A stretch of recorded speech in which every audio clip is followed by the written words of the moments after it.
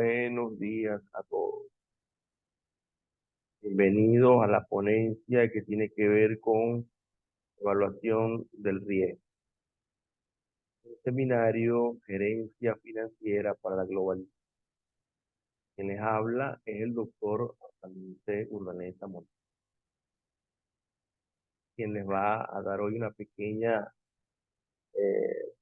ponencia introductoria sobre la temática, que a continuación haré ponencia de una serie de seminas, diapositivas que nos van a permitir adentrarnos al.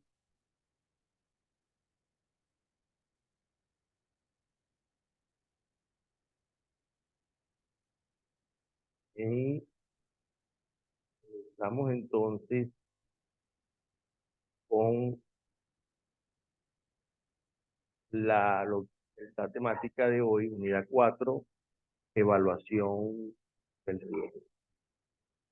Meramente, este es un tema muy controvertido, porque dependiendo del enfoque político y de los intereses políticos, en el caso latinoamericano, la palabra riesgo siempre ha estado relacionada con, por supuesto, con matices políticos, ¿no? Y se ha alegado de que el riesgo, plenamente las empresas calificadoras de riesgo, por ejemplo, como Standard & Poor's, Fitch, ¿verdad? Dobbs, eh, ¿verdad? O Merrill Lynch, eh, son empresas que utilizan criterios no objetivos para medir o calificar la calidad y el riesgo crediticio de las diferentes economías. Sobre todo cuando se habla de títulos de deuda pública de nuestros diferentes países.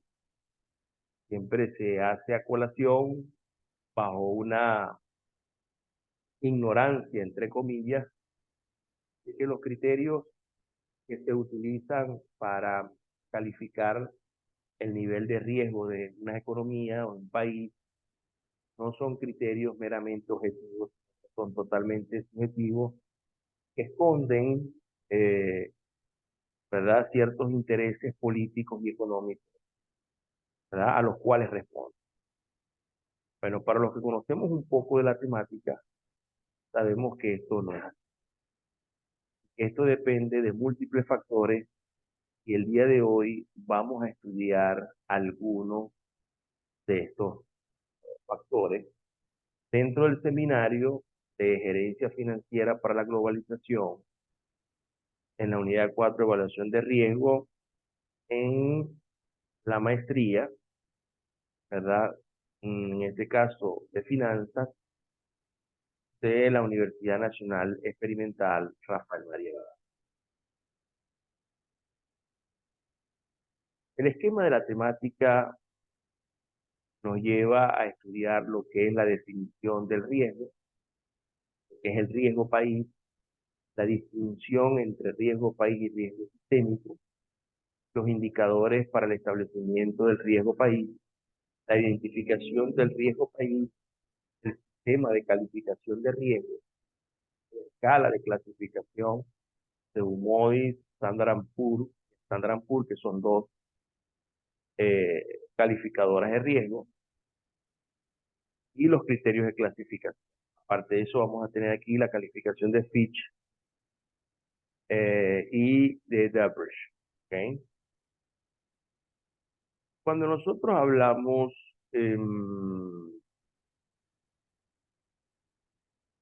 del riesgo, ¿verdad? El riesgo financiero, estamos hablando, en este caso, de la posibilidad de que ocurra un evento que tenga un impacto negativo en los objetivos y resultados esperados desde el punto de vista económico y desde el punto de vista financiero. ¿Okay?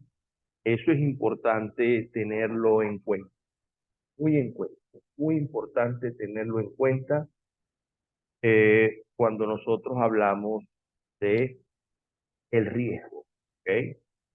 Y obviamente que esto está relacionado con la incertidumbre, está relacionado con la incertidumbre, está relacionado con el rendimiento de una inversión, y está relacionado con la capacidad de una entidad para cumplir sus obligaciones financieras. Obviamente que cuando hablamos también de cómo medir el riesgo asociado con la inversión en un país particular, esto está influenciado por factores políticos, económicos y sociales. Y muchas veces, desde la experiencia y la experticia que uno tiene, siempre esto está más atado a factores políticos que a factores económicos. Cuando a veces algunos sindicatos o grupos políticos desaforados no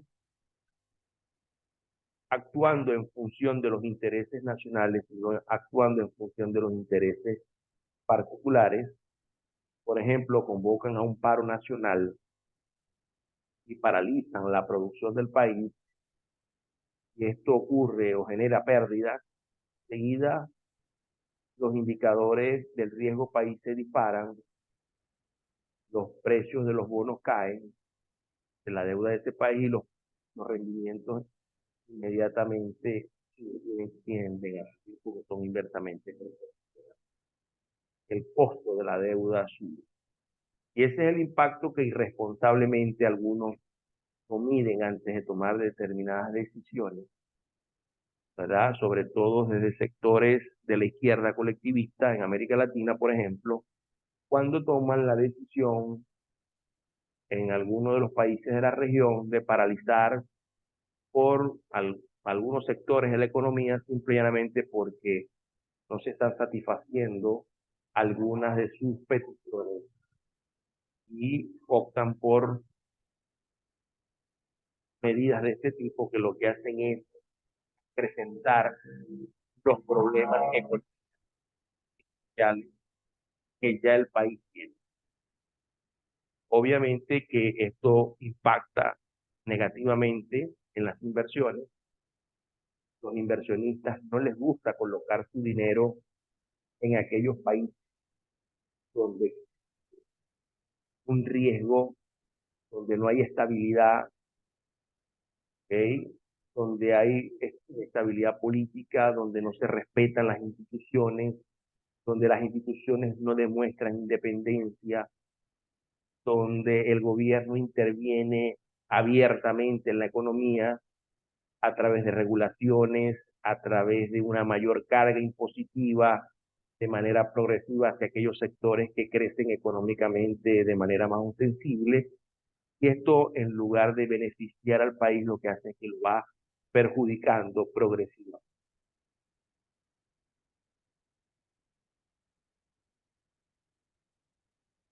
Otro elemento que yo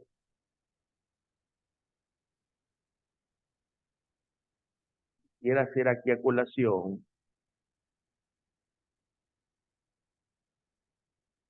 es a la definición de lo que es el riesgo país, que se centra en los riesgos específicos de un país en particular, y el riesgo sistémico, que se refiere a un segmento significativo o a todo un sistema financiero que siempre desencadena en crisis económicas globales o en recesión, como la que estamos viviendo actualmente, que se percibió con mayor fuerza el año pasado,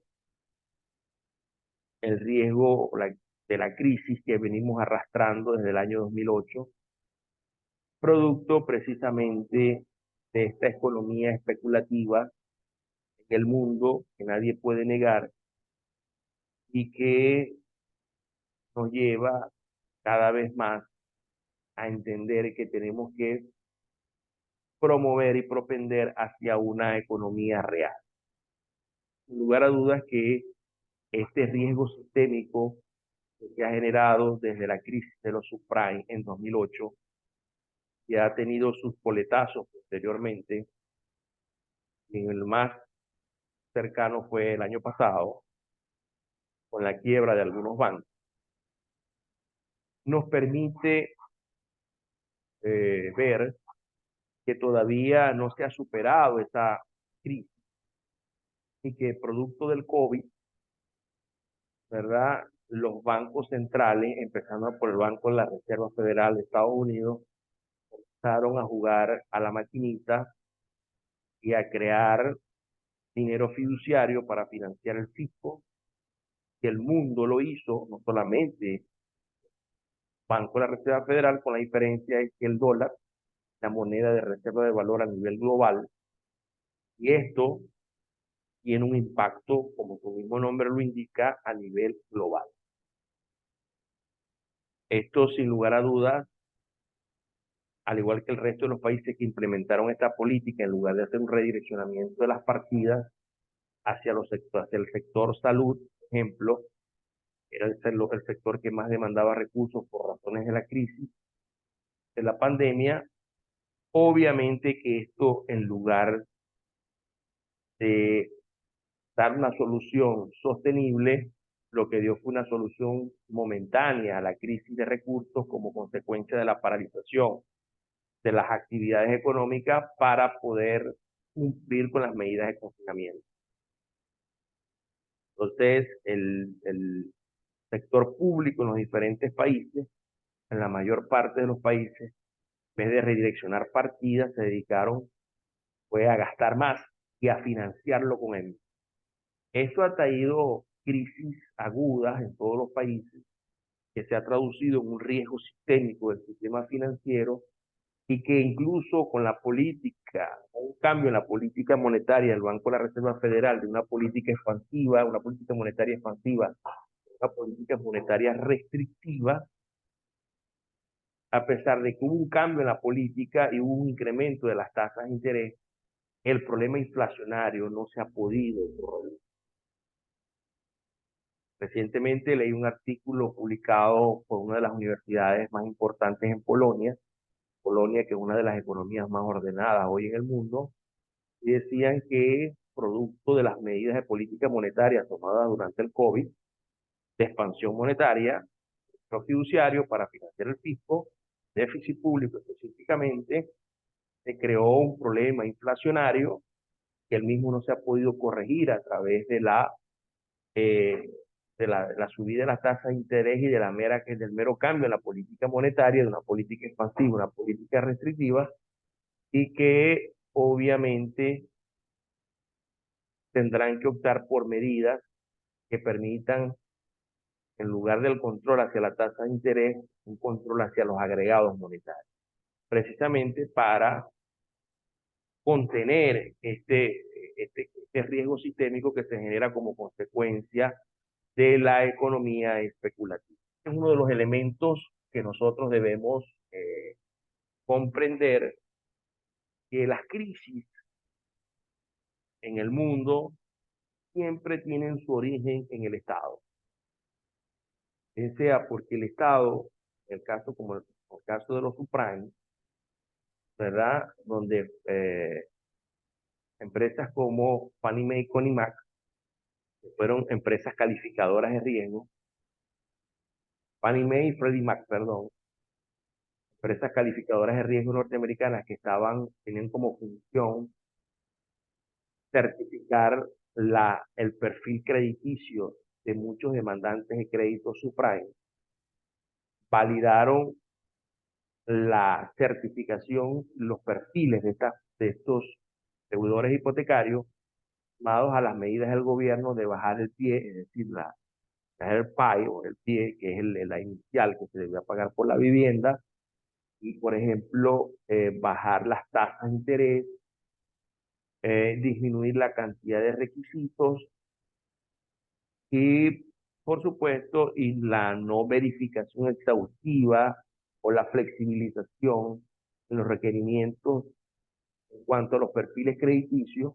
Todo esto alimentó ¿verdad? La burbuja inmobiliaria que tuvo lugar en el año 2008 y que finalmente tuvo su efecto en el año 2009, que sin lugar a dudas, esta crisis fue consecuencia de una política desde el Estado, no desde el mercado. ¿Ok? Y esto es muy importante tenerlo en cuenta.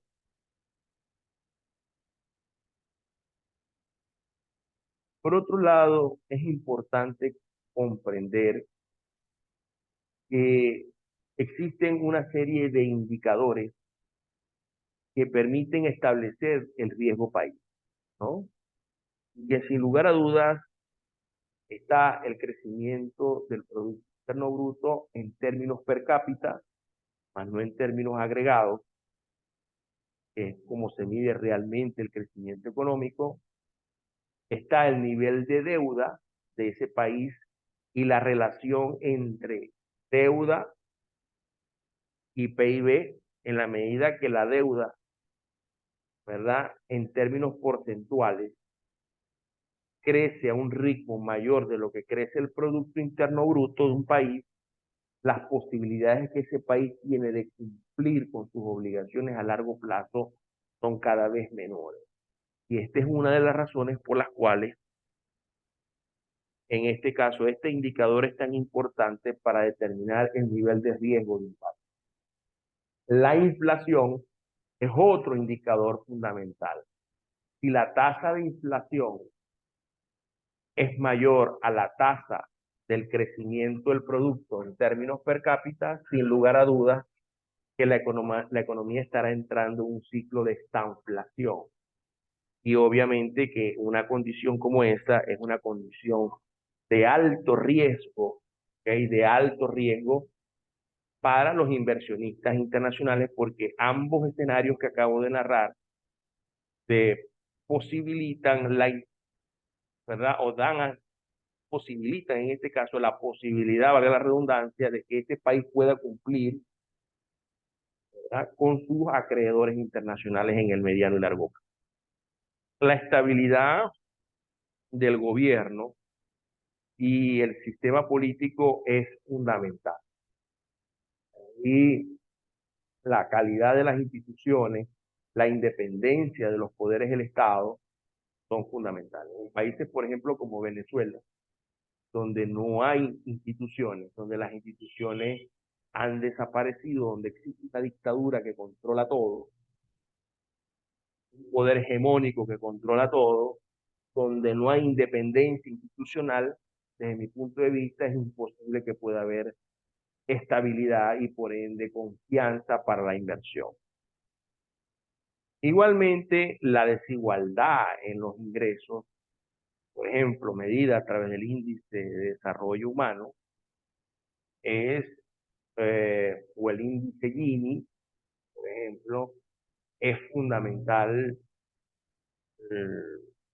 para ver si en ese país existen las posibilidades, porque si hay mucha desigualdad, lo más seguro es que haya una baja calidad de vida, y si hay una baja calidad de vida, hay un gran porcentaje de la población en condiciones de pobreza, con sistemas educativos deplorables o en decadencia, como en el caso de muchos países latinoamericanos, como el caso de Venezuela, Argentina, por ejemplo.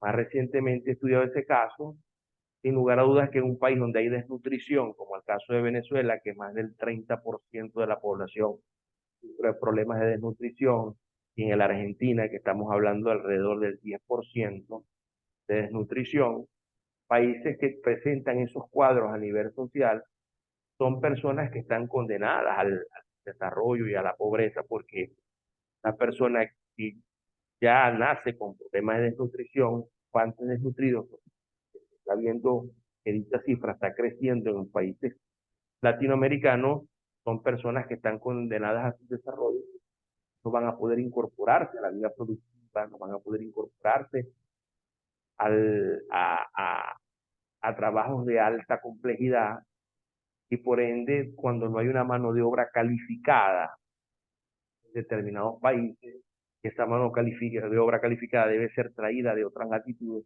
eso hace más costosos los procesos de inversión para, valga la redundancia, los inversionistas internacionales. Entonces no es atractivo para ellos invertir en esos países y por ende el riesgo de estos países es mucho mayor.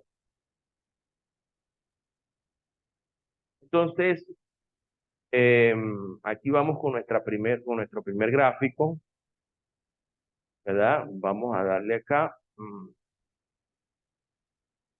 Aquí tenemos el crecimiento del PIB nominal per cápita, ¿no? A nivel global. Fíjense que aquellos países del mundo donde están en rojo, marrón, o yo no diría marrón, sino vino tinto, disculpen, y marrón, que son los países que tienen mayores niveles de pobreza, mayores niveles de Producto Interno Bruto per cápita en términos nominales, son aquellas economías donde hay más subdesarrolladas. ¿Y donde vemos eso en mayor cuantía? Lo vemos en la mayor parte de los países del África, en el centro del África, en Asia, en algunos países de Asia, y en el caso latinoamericano, Venezuela, fíjense aquí, y por acá Nicaragua, ¿no? Y que son los países, en algunas zonas grises como Georgia o Cuba, no se tienen datos sobre esos países, ¿no? Pero fíjense que aquellas economías como Europa del Oeste, miren, mientras que Europa del Este está entre amarillo y naranja, miren lo que le ha costado a Europa el Pacto de Varsovia, ¿no? Donde a la derecha de la cortina de hierro se colocaron los comunistas y a la izquierda se colocaron los países capitalistas firmantes del Plan Marshall para la reconstrucción de Europa luego de la Segunda Guerra Mundial. Fíjense que son países que están en color verde, ¿no? Quiere decir que tienen un PIB per cápita en términos nominales entre los 40.000 y los 50.000 dólares, o entre los 30.000 y los 40.000 dólares. Sobre todo los países nórdicos están en verde oscuro, estarían entre los 50.000 y los 60.000, y otros países como Noruega, que estarían sobre los 60.000 dólares de PIB per cápita, ¿no? Inglaterra, fíjate aquí cómo está en verde oscuro. A Irlanda, fíjate cómo está en azul, que es una de las economías que más ha crecido, al igual que la de Australia. Fíjense la madre Rusia y por supuesto China, fíjense cómo están en amarillo, ¿no? Entre los 10.000 y los 20.000 dólares de PIB per cápita. Es decir, quienes abrazan el comunismo y abrazan los modelos colectivistas e intervencionistas de la economía, son países que tienen un PIB per cápita mucho menor que aquellos países que abrazan, ¿verdad?, los valores del capitalismo, de la libre empresa y del libre mercado. ¿Ok? Entonces, obviamente, aquí podemos ver una gran diferencia, ¿no? Vemos como toda América Latina, lamentablemente, está entre los 10.000 y los 20.000 dólares, con la excepción de Bolivia, que está entre los 2.500 y 5.000, y Venezuela, que está entre los 1.000 y los 1.500 dólares, ¿no? Al igual que Nicaragua, ¿no? Y Haití por aquí, que casi no se ve. Entonces, mientras que países como Estados Unidos y Canadá, fíjense que Canadá tiene un PIB per cápita que está entre los 50.000 y los 60.000 dólares, y Estados Unidos supera los 60.000 dólares, al igual que Australia. Entonces, aquí podemos ver que estas economías donde existe un mayor nivel de PIB per cápita, porque hay un mayor nivel de producción por habitante, por ende son economías más prósperas, al igual que los países nórdicos, como podemos ver aquí. Islandia, por ejemplo, Noruega, ¿verdad? Y Finlandia, que están entre las economías que están entre 50.000 y 60.000 dólares, o más de 60.000 dólares. Y sin lugar a dudas, pues ahí podemos ver una gran diferencia, al igual que Polonia, que está por encima tiene un PIB per cápita entre los 50.000 y los 60.000 dólares. ¿Ok? Continuando, entonces, cuando hablamos de la calificación, ¿verdad?, de el riesgo país,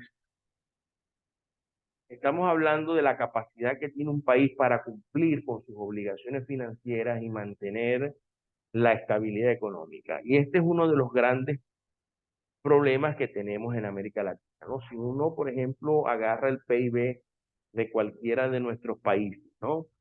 Y le aplica un filtro de holding Prescott, por ejemplo, para ver la serie de tiempo del PIB, se va a dar cuenta que el, el, el componente cíclico de la serie de tiempo del PIB parece un electrocardiograma, ¿verdad? Ese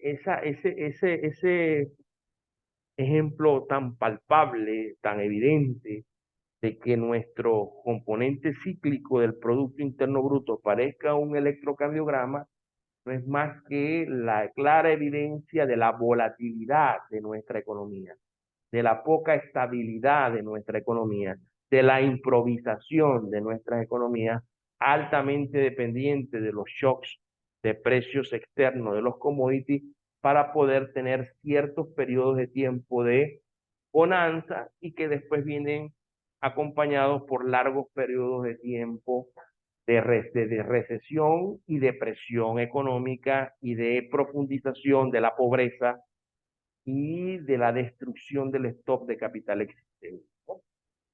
Entonces, ese es uno de los claros ejemplos, o uno de los ejemplos más palpables que podemos ver. En cambio, si nosotros agarramos una serie de tiempo del Producto Interno Bruto per cápita de cualquiera de los países desarrollados, vamos a ver que parece una onda sinusoidal y tiene un comportamiento, ¿verdad?, regular de expansión, desaceleración, recesión, depresión, recuperación. Es decir, vamos a ver un periodo, un comportamiento sinusoidal del ciclo económico, mientras que el caso de los países nuestros parece un electrocardiograma, ¿no? Producto precisamente de la poca estabilidad. Por eso es que vivimos teniendo, por ejemplo, un indicador, hay dos indicadores fundamentales que los vamos a tocar a nivel de la balanza de pago, que nos permiten ver la capacidad de pago a corto y largo plazo que tiene el país para cumplir con esas obligaciones financieras. Sin lugar a dudas que la identificación del riesgo país implica analizar un conjunto de factores que pueden o que impactan a la economía y a las finanzas de un país en particular y de valorar o evaluar la probabilidad de que el impacto de estos factores incidan o no en mayor o menor medida en las inversiones realizadas, ¿no?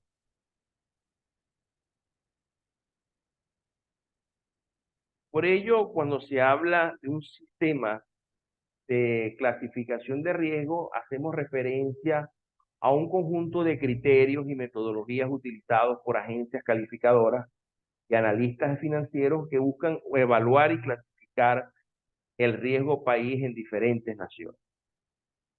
Entonces, cuando nosotros hacemos mención, por ejemplo, aquí tenemos Standard Poor's y Moody's, que son dos de las grandes calificadoras de riesgo a nivel global, ¿ok? Y que obviamente que las calificaciones más altas, ya las vamos a ver en detalle, se denotan como mercados de inversión, donde los países pueden, cuando se habla de un mercado de inversión, estamos hablando de mercados cuya inversión es a largo plazo. Cuando se habla de calificaciones o mercados especulativos, estamos hablando de mercados de corto plazo.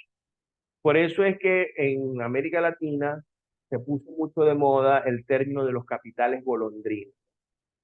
De hecho,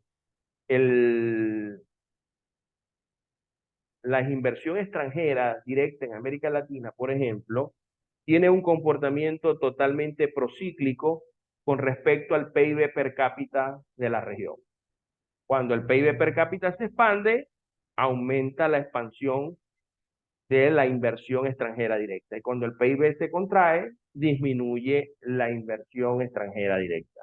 Es decir, Los inversionistas internacionales ven a nuestra región, ¿verdad?, como un mercado altamente especulativo para resolver sus problemas de liquidez, es decir, resolver sus problemas de corto plazo. ¿Y por qué ocurre esto? Bueno, porque somos economías altamente intervenidas por el Estado, altamente carentes de instituciones sólidas, economías altamente inestables, como ya lo señalaba, ¿verdad? Con altos niveles de inflación o con niveles de inflación que crecen a un ritmo superior de lo que crece el producto, o con un nivel de endeudamiento que cada vez crece a un ritmo mayor de lo que crece el producto, con lo cual la capacidad de pago a mediano y largo plazo de ese país son prácticamente nulas y por ende no puede ser visto como un mercado de inversión, más sí como un mercado especulativo de alto riesgo. Entonces, cuando hablamos de los criterios para clasificar el riesgo país, podemos incluir un conjunto de factores que los vamos a tocar a detalle, justamente, que hablamos de la calidad crediticia, la fortaleza institucional, la solidez económica, la capacidad de pago de la deuda, y aquí entra un elemento muy importante, ¿no? Que es en países como el caso venezolano, el caso colombiano, que tienen su propia moneda. Por ejemplo, el nivel de reservas internacionales debería garantizar por un año el pago del servicio de la deuda, el pago de las importaciones y el respaldo, de acuerdo al tipo de cambio en el mercado, de todo el dinero en circulación. Las reservas internacionales deberían cubrir, el saldo de las reservas deberían cubrir estos tres aspectos. Por supuesto, ni Venezuela ni Colombia, por ejemplo, pueden, ni desde hace mucho tiempo, Venezuela y Colombia recientemente no pueden garantizar, sobre todo Venezuela desde hace muchos años, desde hace más de 15 años, Venezuela no puede garantizar con el nivel de reservas existente ni el pago de su deuda, ni el respaldo del dinero en circulación, ni mucho menos el pago de sus importaciones. Por eso la deuda que se adquirió con acreedores internacionales fue monstruosa, donde muchas empresas venezolanas le entregaron al Estado venezolano los bolívares y el Estado no le entregó los dólares. Se creó una deuda gigantesca con los proveedores internacionales, cosa que también acaba de ocurrir en Argentina. Obviamente que también se apela al nivel de desarrollo humano, porque si no hay un capital humano bien nutrido desde su nacimiento, bien formado a través del sistema educativo, ¿cómo ese país puede dar respuesta a las necesidades de conocimiento, de desarrollo gerencial, de desarrollo a nivel de la ingeniería, de aplicaciones, de manejo de tecnología, que una empresa transnacional pueda llegar a ese país a establecerse, a crear una unidad de negocios? Obviamente va a demandar recurso humano, y si no se tiene ese recurso humano, como ya lo dije previamente, va a tener que importarlo y eso aumenta los costos de la inversión. ¿Eh? Entonces, y da la casualidad que aquellos países que dicen defender los derechos de los menos favorecidos económicamente, como el caso de Venezuela y el caso de los países como Bolivia, por ejemplo, son países donde el índice de desarrollo humano es más bajo y donde el índice Gini también es el mismo que indica que existe un mayor nivel de desigualdad en el ingreso. Es decir, que los resultados de los indicadores demuestran todo lo contrario a lo que se preconiza en el discurso político de quienes dirigen esos países. Entonces, obviamente que la calidad crediticia es otro elemento eh, fundamental, y esta calidad crediticia depende mucho de elementos como el que yo le citaba anteriormente, la relación deuda-PIB. Por ejemplo, hay otro indicador fundamental que es la posición de inversión internacional, que es un indicador notable que denota la confianza que tienen los inversionistas extranjeros en el país, y este indicador tiene la particularidad de la posición de inversión internacional, que mientras más negativo, mejor es, porque indica que hay mayor confianza, hay mayor activo de agentes económicos extranjeros en el país que de agentes económicos nacionales en el extranjero. Por ende, esa diferencia hace que el indicador de la posición de inversión internacional sea negativo, y en la medida que sea más negativo indica un mayor nivel de confianza. Por ejemplo, cuando se habla de la fortaleza institucional, estamos hablando de la calidad de las instituciones, independencia judicial, donde el Estado no intervenga en la justicia como en nuestros países.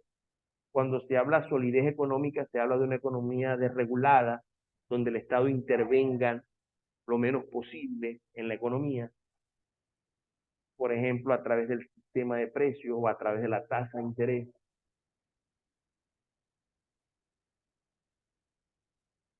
Entonces, sin lugar a dudas que hay una serie de indicadores comunes utilizados para estimar el riesgo país.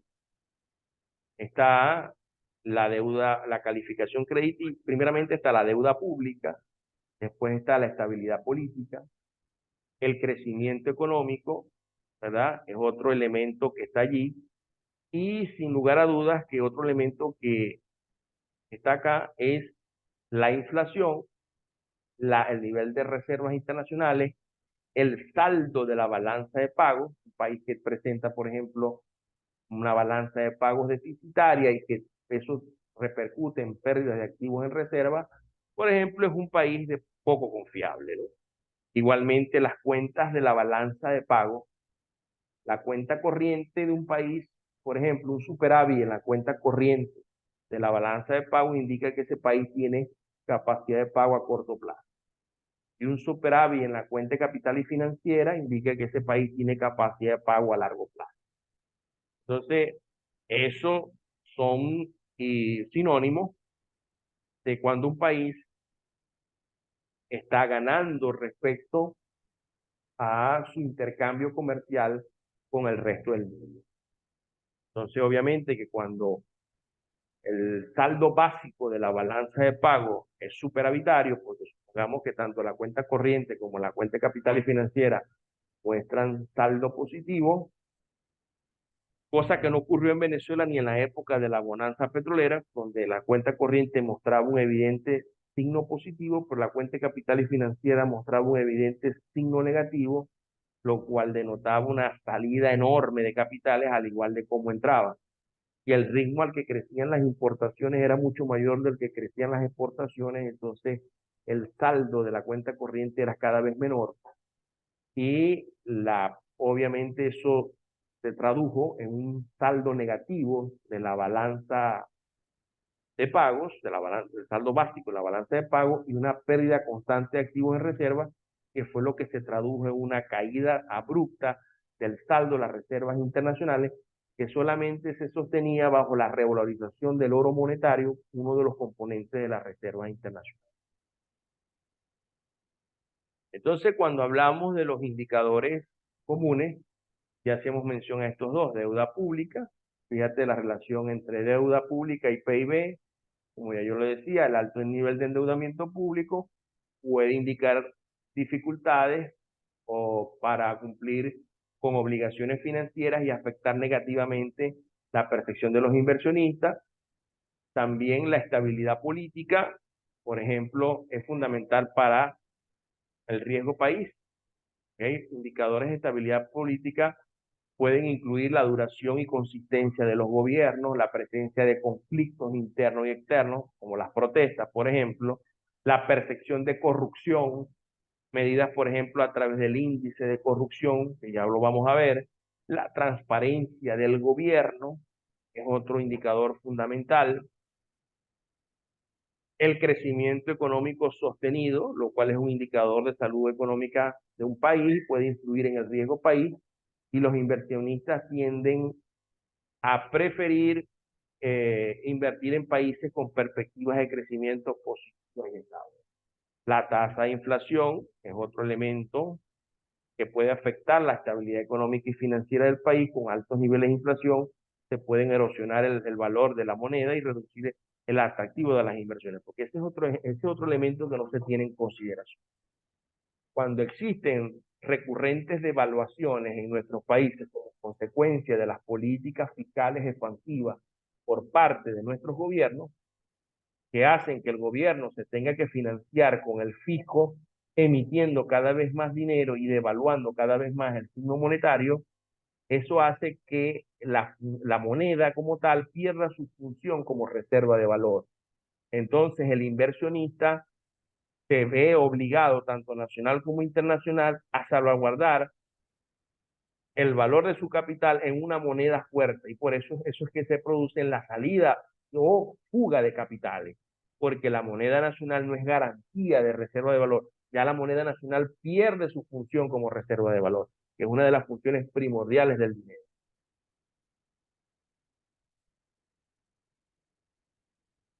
Obviamente que, como ya yo lo dije, las reservas internacionales, ¿verdad? Es un elemento fundamental, la balanza de pago y la calidad crediticia, ¿verdad? Que las calificaciones crediticias emitidas por agencias como Moody's, Standard Poor's y Fitch Ratings, por ejemplo, proporcionan evaluaciones del riesgo crediticio de un país y que son utilizadas por inversores y analistas para ver si colocan o no colocan sus capitales en base a elementos que yo anteriormente les nombraba, ¿no? Entonces existen alguna serie de indicadores comunes que se utilizan para estimar la estabilidad política de un país, ¿no? Entre ellos está el índice de percepción de corrupción y el índice de democracia, ¿no? El índice de percepción de la corrupción de Transparencia Internacional evalúa la corrupción que puede socavar la estabilidad política, minando la confianza pública en el gobierno el debilitamiento de sus instituciones. Obviamente que esto es un elemento fundamental.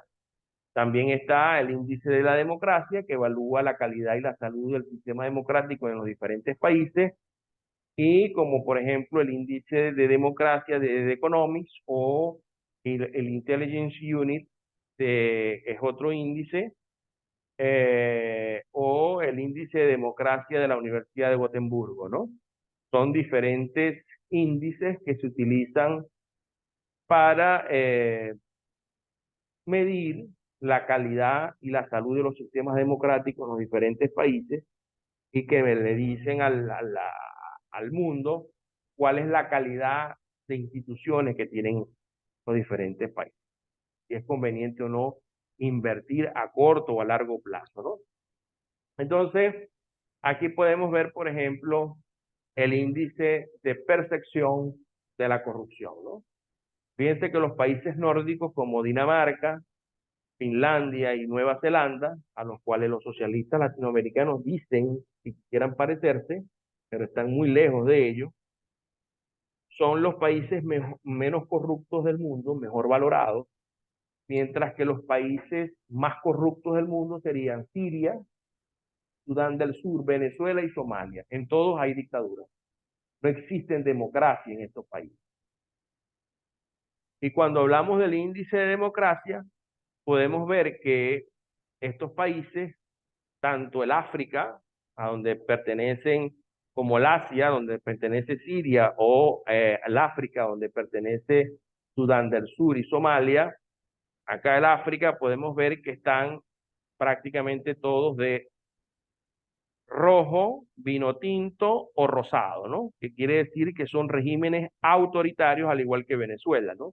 Pero eso que cuando yo digo que Venezuela es una dictadura es porque no lo digo yo, lo dicen todas las agencias internacionales que miden la calidad de las instituciones democráticas y la calidad de la gestión, de la gobernanza de estos países, ¿no?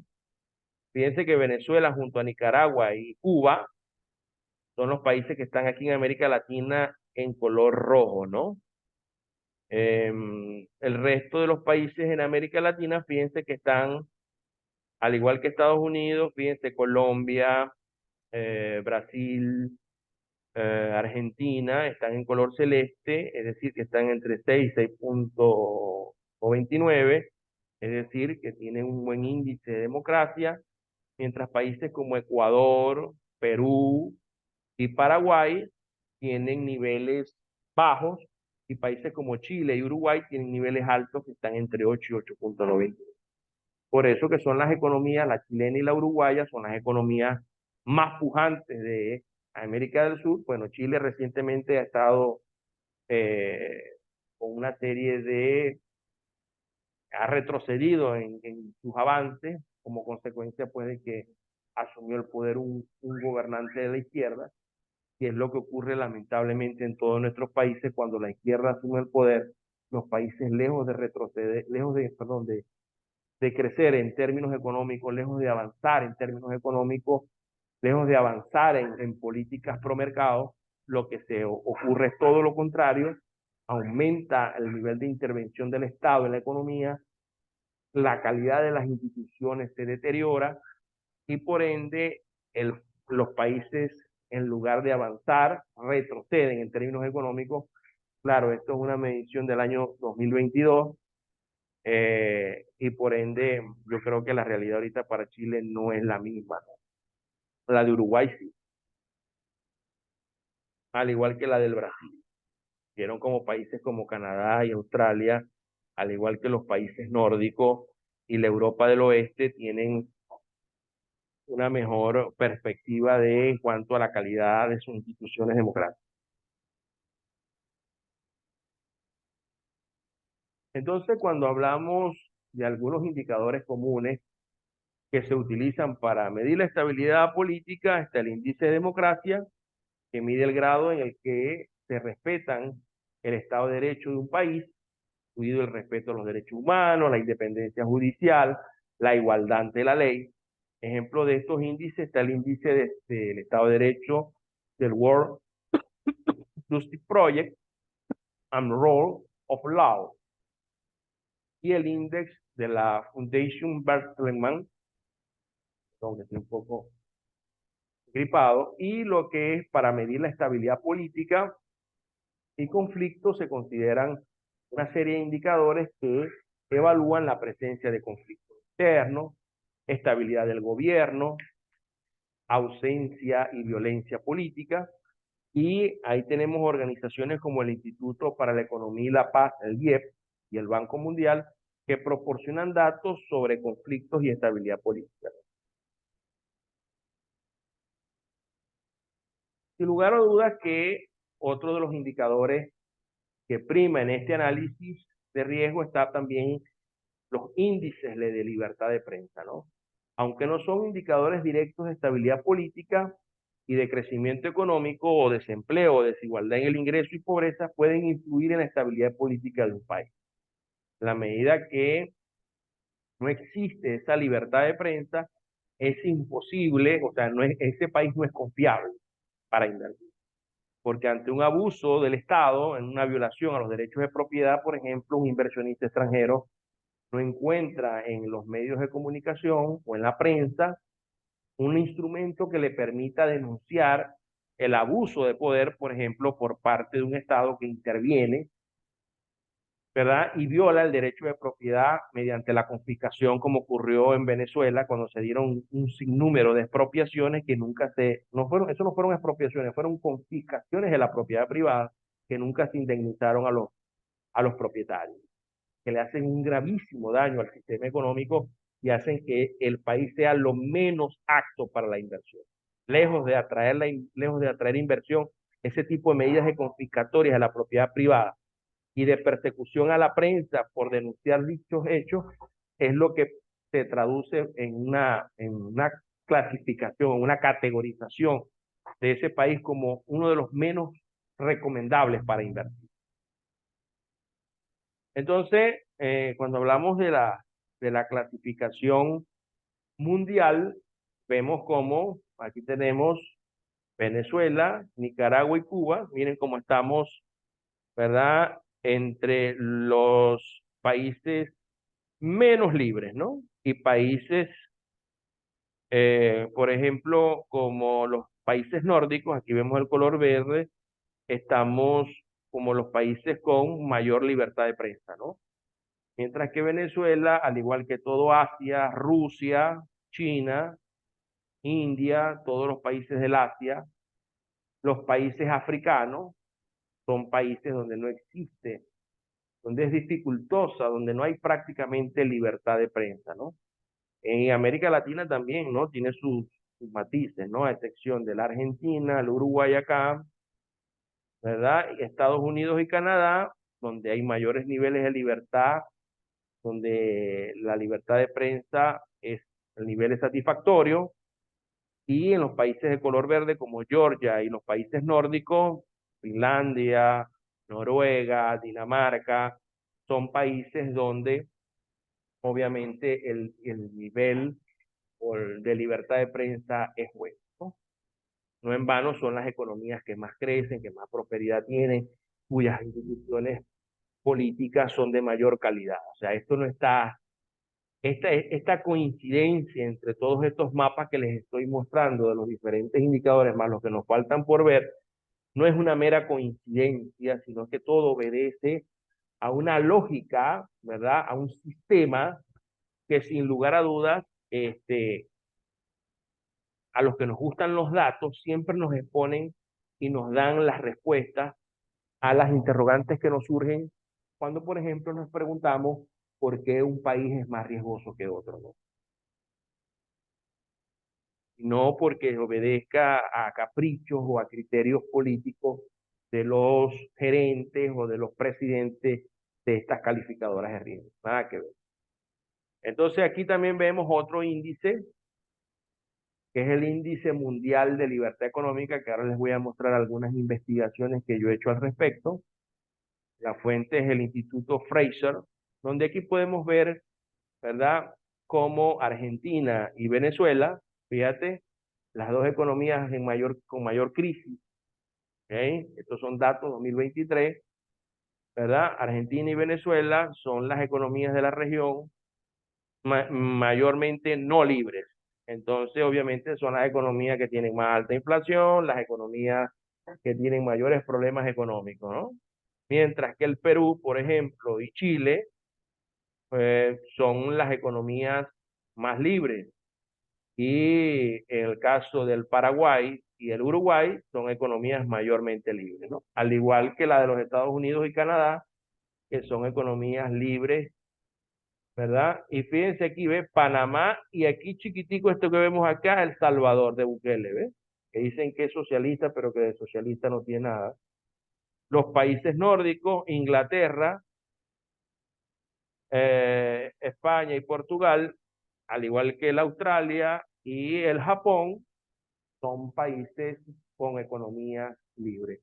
Aunque yo aquí cuestionaría esta visión de que España es una economía libre, porque me parece que la economía española es una economía altamente intervenida.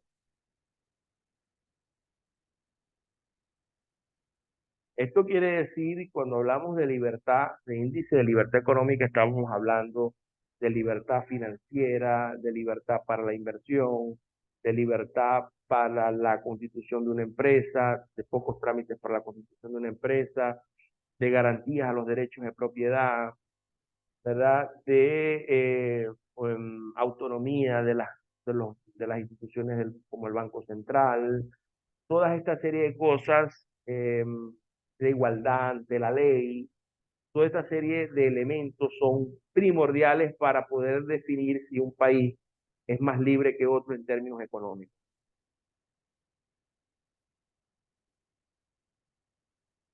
Entonces, la estabilidad económica y social depende mucho de la libertad de prensa y este es un indicador importante para la salud, la democracia y la estabilidad política, ¿no? Y organizaciones como Reporteros Sin Fronteras producen índices anuales que evalúan pues, estos niveles de libertad de prensa en los diferentes países. Aquí vemos otro indicador, no sé si se me pasó acá, vendría ahora este.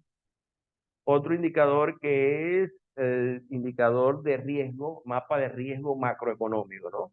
Fíjense, este es otro indicador que sin lugar a dudas Mira cómo está aquí señalado que Argentina tiene una inflación sobre el 70% anual, ¿verdad? Una de las más altas en Latinoamérica, ¿no? Entonces, sin lugar a dudas, junto a Bolivia, Argentina, Venezuela, no en vano, Cuba y Nicaragua, ¿no? Los países firmantes del ALBA. Aquí podemos ver, obviamente, el resultado de las políticas colectivistas en estas economías, ¿no? Al igual que en casi todo el África, Rusia, ¿verdad? Europa del Este, ¿ok? Parte del Asia. Entonces, mientras que, no sé por qué no incluyen acá la China, pero bueno, son economías, las que vemos de color rojo son las más riesgosas y las que vemos de color verde oscuro o claro son las menos riesgosas, ¿no? Las que vemos de color naranja son las que tienen un riesgo sensitivo, las que vemos de color verde claro son un riesgo mediano, las que tienen un color verde oscuro, como el caso de Estados Unidos, Canadá, Georgia y Australia, los países nórdicos y Europa del Oeste, son economías con un riesgo macroeconómico bajo. ¿Qué quiere decir esto de riesgo macroeconómico?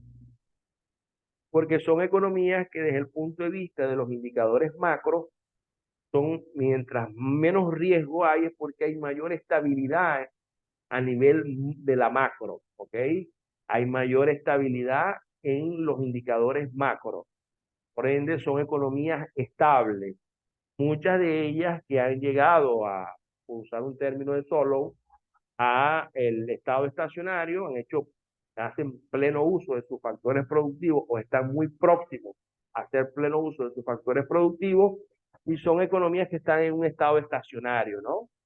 Algunas de ellas, otros están si hablamos de la función de producción, muchas de estas economías presentan rendimientos a escala no constante, porque eso es una teoría, sino que presentan rendimientos a escala creciente. Son economías que, si bien la productividad marginal de los factores es cada vez menor, sigue habiendo ciertos niveles de crecimiento, pero ya con tasas de crecimiento mucho menores, porque ya son economías plenamente desarrolladas en términos económicos.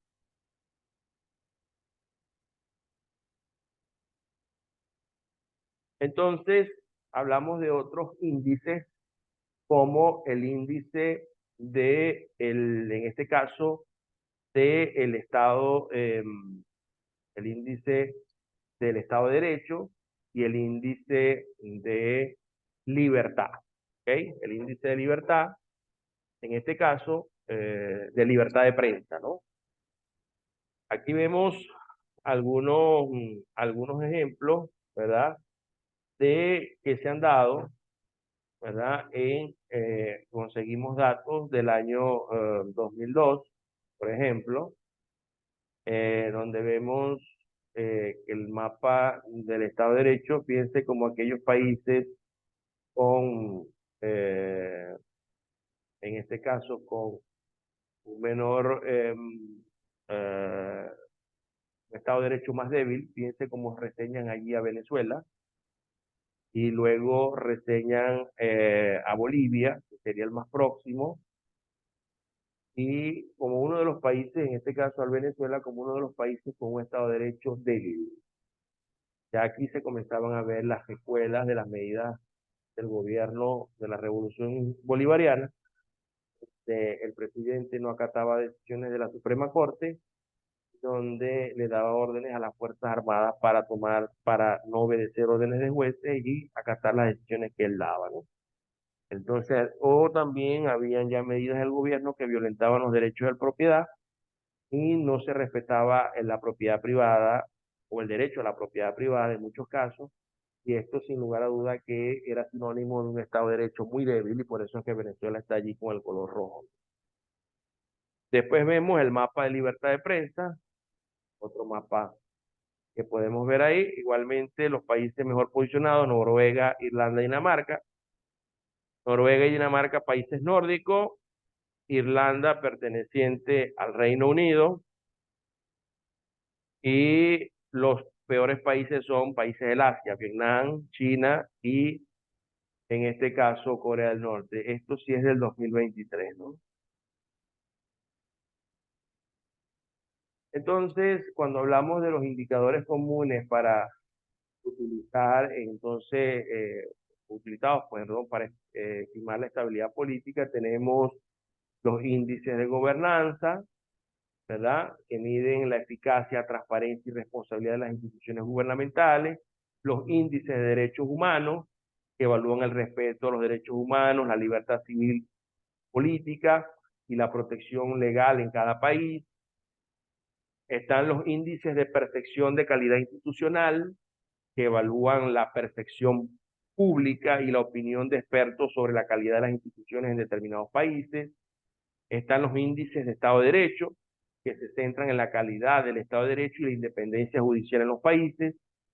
Están los índices de corrupción, que miden la calidad institucional, la percepción de corrupción, de transparencia internacional e informan sobre la integridad y eficacia de las instituciones gubernamentales y públicas, ¿no? Entonces, sin lugar a dudas que los índices de corrupción es uno de los indicadores más importantes, ¿verdad? Al igual que los índices, indicadores de estabilidad política y ausencia de conflicto, ¿no?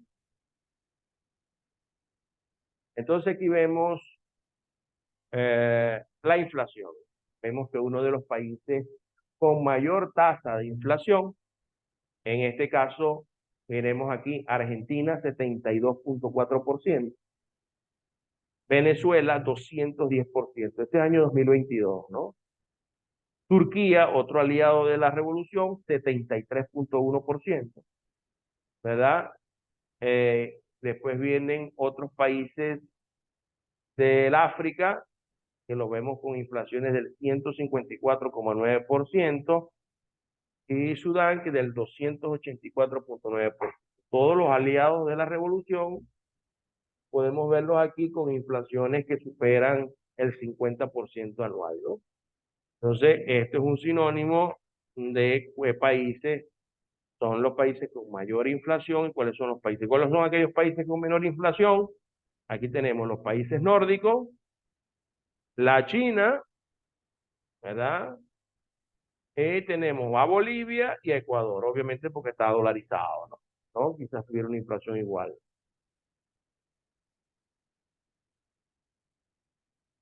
Acá todo está concatenado, aquellos países que están en una posición,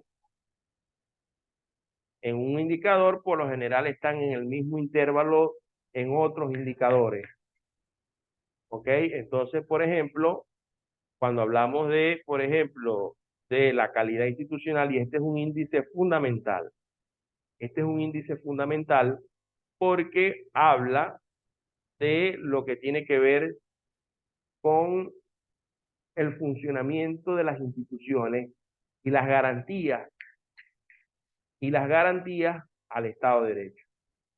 Entonces, sin lugar a dudas que Colombia y el resto de América Latina presentan una color naranja que indica, ¿verdad?, que estos países, ¿verdad?, presentan bad, que significa mala calidad institucional, pero Venezuela presenta una calidad institucional terrible, ¿no? Bolivia, que está en color rojo, una calidad institucional muy mala. Estados Unidos como buena, México como mala, Perú como regular, y estos años 2023,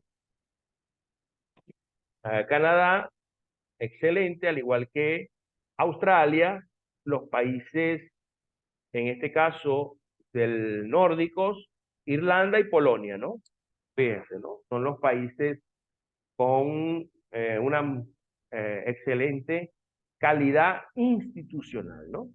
Por eso que vemos que son los países, fíjense que son los países que, si lo comparamos con el índice anterior, por ejemplo, de la inflación, fíjense que son los nórdicos, son los que tienen menor inflación, ¿verdad? Si nos vamos a otro aquí, a otro mapa, por ejemplo, son los que tienen mayor libertad de prensa.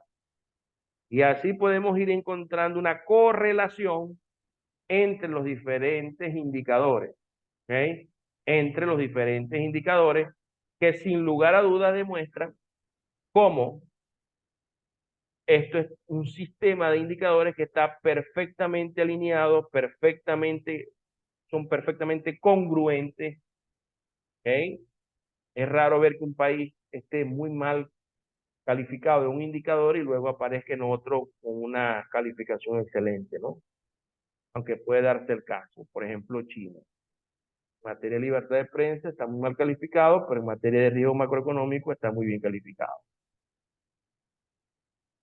Entonces, aquí tenemos, por ejemplo, la clasificación de países elaborada por el Banco Mundial según el nivel de ingreso, ¿no? Y fíjense, ya Venezuela aquí aparece como no clasificado siquiera. Ni siquiera de Venezuela hay datos, ¿no? Es que de Venezuela no se conocen datos del 2018 y los datos que se conocieron del 2016, 2017 y 2018 no son creíbles, ¿no? Por parte del Banco Central. Los datos de la economía venezolana fueron creíbles publicados por Banco Central hasta el año 2015. Y allá para acá, todo lo que se publique en Banco Central y que se envía al resto del mundo para que tengan una perspectiva de lo que pudiese, entre comillas, ser la economía venezolana, ya no es creíble. ¿Por qué? Porque el Banco Central de Venezuela perdió su credibilidad ante el mundo. Entonces, por eso es que Venezuela aparece aquí en el Banco Mundial, según el nivel de ingreso, como no clasificado. Es más, los invito a buscar datos sobre Venezuela en el Banco Mundial y van a ver que no hay datos más hasta el 2015 en la mayor parte de los indicadores, porque se perdió totalmente la credibilidad en el Banco Central. Entonces aquí vemos, por ejemplo, Bolivia está en lo que es el ingreso mediano bajo, y al igual que Nicaragua, acá, ¿no? E incluso aquí vemos con un ingreso mediano alto, miren, está aquí Bolivia, México, y el resto de los países latinoamericanos, Chile y Uruguay, tienen un ingreso alto, y al igual que los países nórdicos, Europa del Oeste y Australia, ¿no? Esta es una clasificación elaborada por el Grupo del Banco Mundial. Vemos aquí, el famoso índice de desarrollo humano que tanto preconizan los grupos colectivistas de izquierda en el mundo y especialmente en América Latina. Los países precisamente más alineados con los modelos estatistas, con los modelos intervencionistas en la economía, son los países que tienen un nivel de índice o un nivel de desarrollo humano bajo. Ejemplo palpable, Bolivia y Venezuela. Aquí Argentina aparece con una buena calificación, al igual que Chile y Uruguay. Brasil le sigue en el grupo, Brasil está en el grupo que le sigue, pero fíjense que Canadá, Estados Unidos, Argentina y Chile y Uruguay tienen la misma, son datos del 2022, ¿no? Similares. La verdad que yo, conociendo el caso argentino, dudaría de aquí hay alguna cosa que habría que revisar, ¿no? Pero bueno, eso es lo que dan los datos y hay que respetar. Al igual que Australia, al igual que la Europa del Oeste, los países nórdicos, miren Rusia,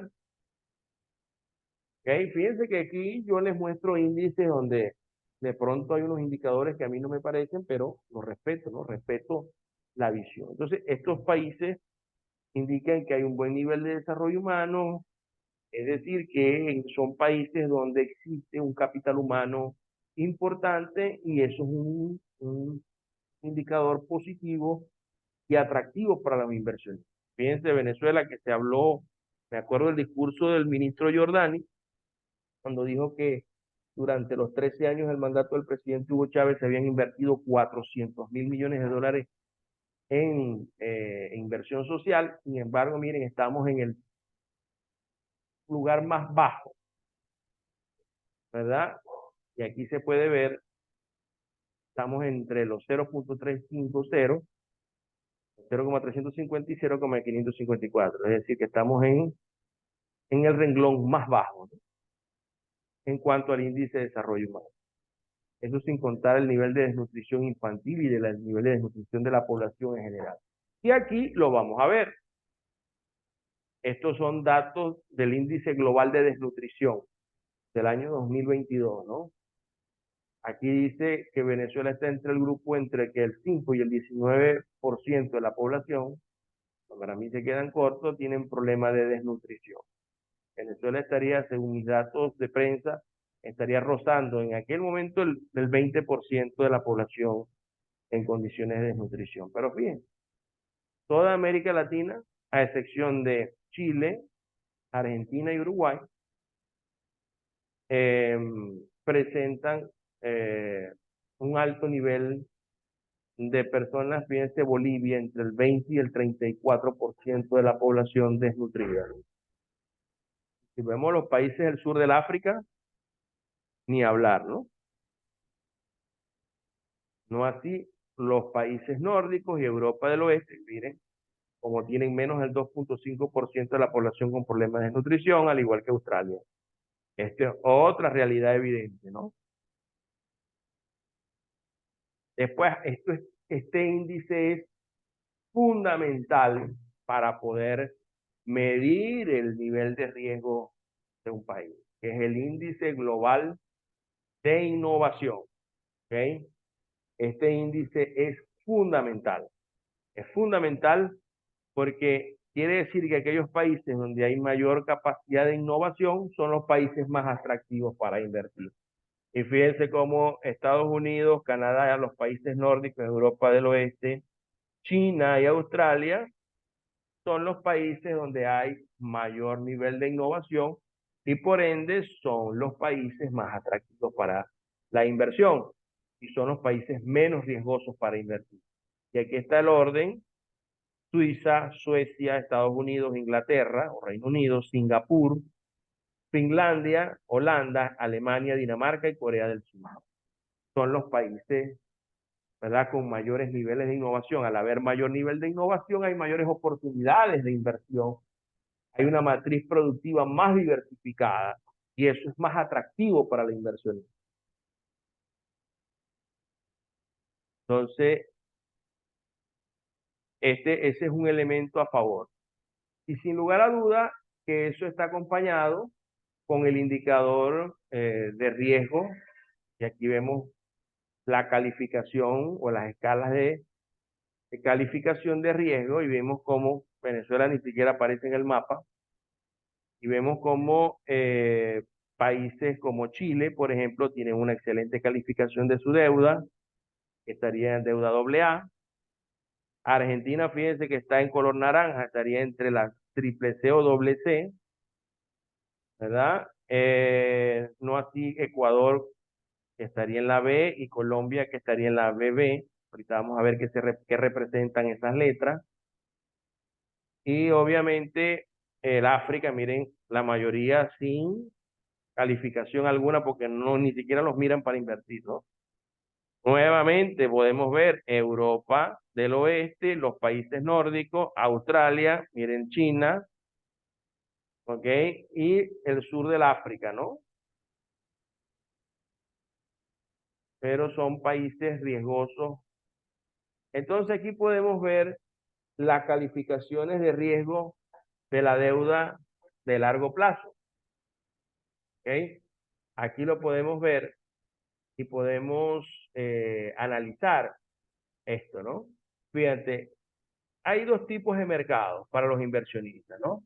El mercado de inversión, que es un mercado que el inversionista lo ve de largo plazo, y el mercado especulativo, que el inversionista lo ve como un mercado de corto plazo para resolver sus problemas de liquidez. La mayor parte de los países de América Latina están en este mercado especulativo, ¿ok? Y ahora vamos a ver un ejemplo claro, ¿no?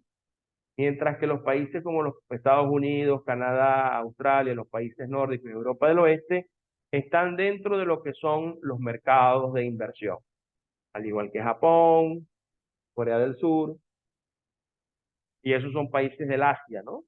Ok, Asia Pacífico. Entonces, sin lugar a dudas, que estos países son mercados para la inversión, para el largo plazo, Y entonces, dependiendo de la calificadora de riesgo, si tenemos a Moody's, tenemos Standard Poor's, o si tenemos a Fitch, vamos a ver estas calificaciones que están acá, donde obviamente de la B, de la de color amarillo, rojo, marrón claro y marrón oscuro, ya aquí estamos cayendo en impago, ¿verdad? Aquí podemos ver en este caso el comportamiento, ¿no? Si nosotros nos vamos aquí, déjame irme primero al que estaba antes.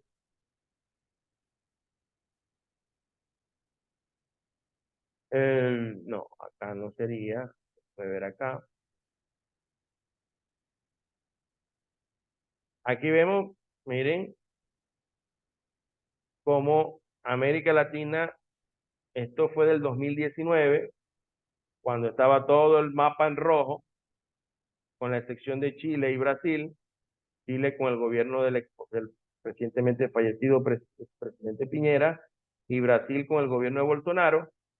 Fíjense que eran los dos que aparecían como países medianamente atractivos para invertir. De resto, toda la espada de Bolívar que caminaba por América Latina, como digo yo, todo este grupo de países alineados a la izquierda, miren, eran países que según el índice de atracción global, elaborado por el European House Ambrosetti, en el año que en este caso producido en el año 2019, ¿verdad?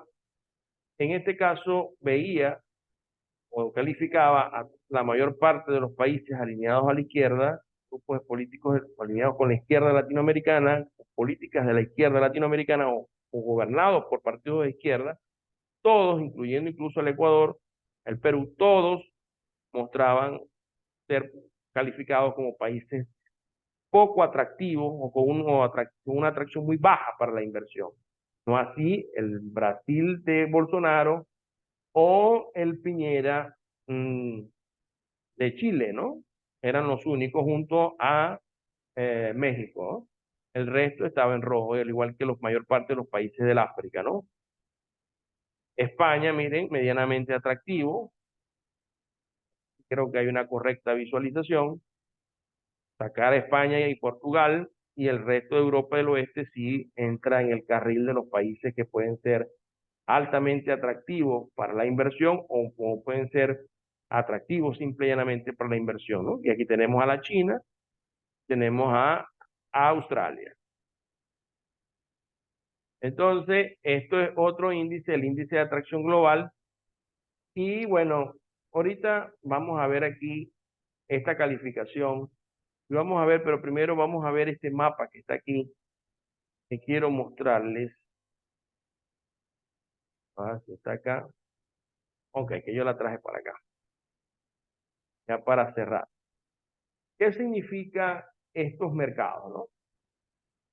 Fíjate, como yo les decía a ustedes ahorita, y aquí me permito hacer una digresión para traerme esto acá y compararlo acá.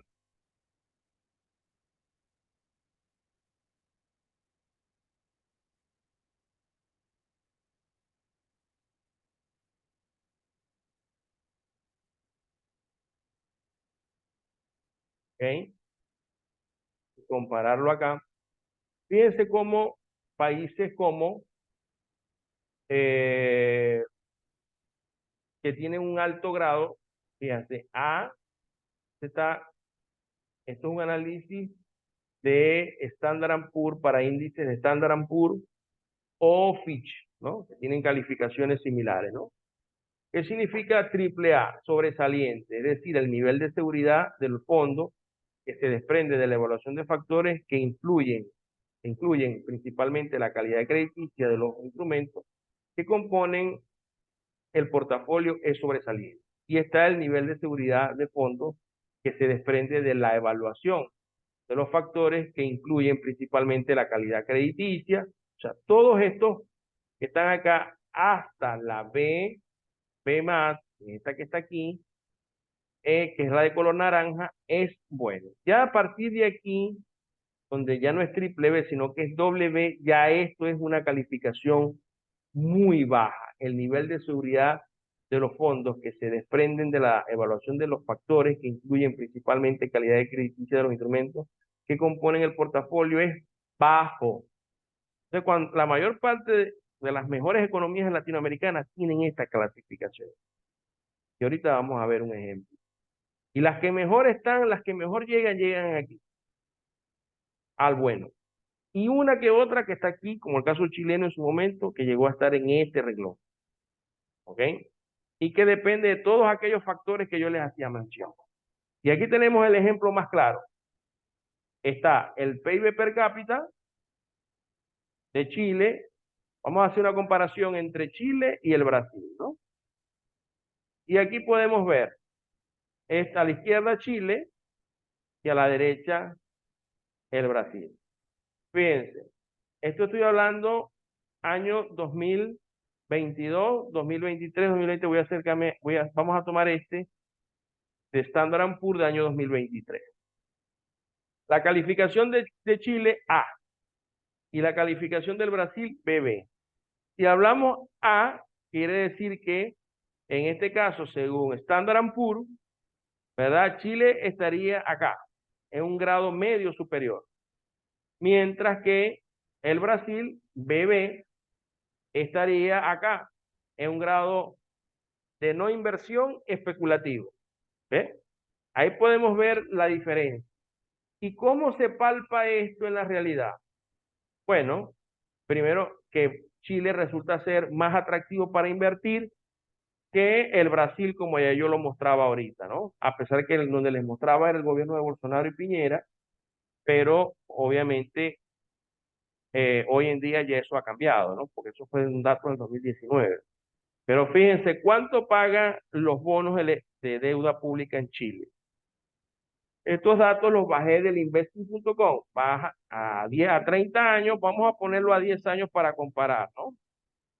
A 10 años acá, al 5% lo pagaría Chile, mientras que el Brasil lo estaría pagando cercano al 11% hasta un 14%, mientras que el Chile estaría entre el 5 y un poco más del 5%, ¿no?